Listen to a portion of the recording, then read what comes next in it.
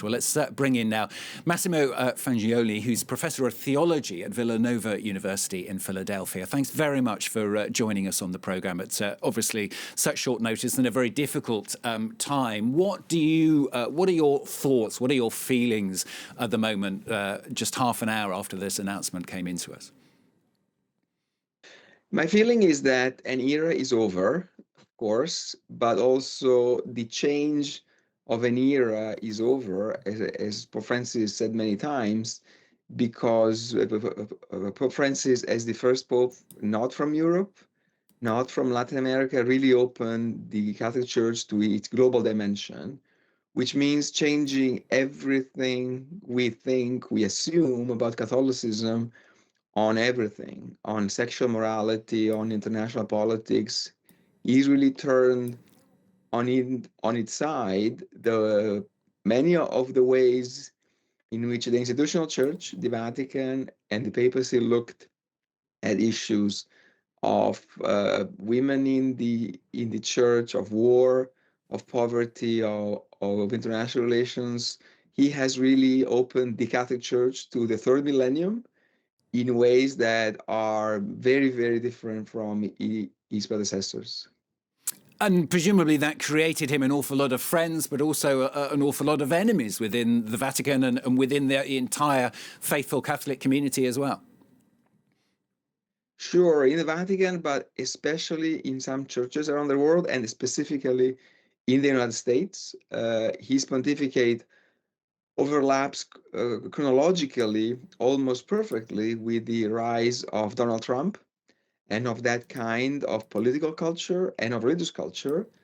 The United States became the headquarters of the opposition to Pope Francis politically, intellectually, financially. And this moment of death of Pope Francis opens a very uncertain moment, because we have the rise of a Catholic culture, which is now in power, because, Francis met yesterday with the Vice President of the United States, J.D. Vance, who's a neo-Catholic of that kind of sentiment, opens a very uncertain moment, because there has been a reaction against Pope Francis from the very first weeks. In the summer of 2013, even before Pope Francis started talking about almost anything, they captured essentially the challenge that having a Jesuit from Latin America criticizing capitalism, criticizing a certain bourgeois, middle class hypocrisy, which is typical of a certain Western Catholic culture. So it's been a pontificate of revelations of the underlying tensions between different continental cultures of Catholicism, what happened with Africa in these last couple of years on the issue of homosexuality. So this Pope has really revealed how complex Catholicism is, and he managed to keep it together, but without lying on what are the dividing issues right now.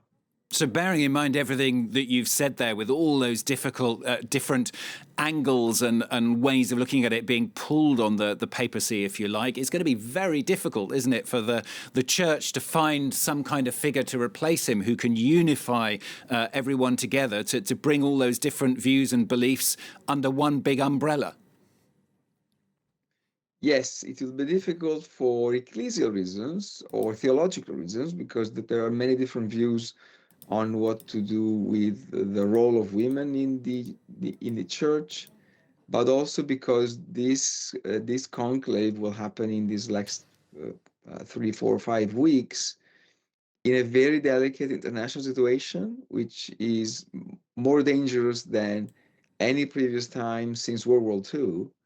And so one of the questions will be what kind of pope this church needs to stop this world to go over to the abyss. And so there is not just the usual ecclesial church politics, but also there's a very high politics. But again, yesterday's meeting of Pope Francis with the Vice President of the United States came after months of tension with the United States of Donald Trump, which has seen always Pope Francis as an opponent on issues of immigration, of climate change, of international relations. And so this conclave will be a microcosm of how to keep this world together and not breaking apart in all possible different ways. How does it affect an individual person, do you think, the death of the Pope? I mean, people who obviously follow the Catholic Church day in, day out, it's their life, it's their culture, it's their way of living, I suppose. I mean, it must be such a shock for those people, and trying to come to terms with it is a very difficult personal journey, I suppose. It is, and it has become like that in these last 150 years for the mass media, but also because Pope Francis was a pope who intentionally wanted to bypass the institutional filters. He was a man of the people. He saw himself as a man of the people. His outreach was always directly to the people, and much more than the bishops or cardinals or the clergy. And so this will have an effect because he was really in direct contact with the faithful, but also with non-Catholics, I mean, around the world. And it's significant that yesterday he had his first show in St. Peter after 1 month and a half of absence because of his hospitalization, and then he died a few hours later, as if that last contact with the people was his goodbye. And so this will impact profoundly because Pope Francis made a point of reaching out to those who were considered incompatible with the church once, homosexuals, transgender, homeless people, non-normative types. And so that will be an impact that it's really hard or impossible to measure by any standards. It's a huge moment, isn't it, that for the faithful, if you like, that they were able to see the Pope for one last time where he belongs, back in the Vatican yesterday. I mean, for the Church as well, that must, when they look back over what's happened in the future, that it's going to be a real sort of crowning moment, I suppose, to his papacy, and a real relief, I suppose, that he was able to do that before he passed away. Right. So he belonged much more to the people than to the Vatican. He had a complex relationship with institutions in general, but especially with the Vatican as a machine, as the last European court of the Baroque era.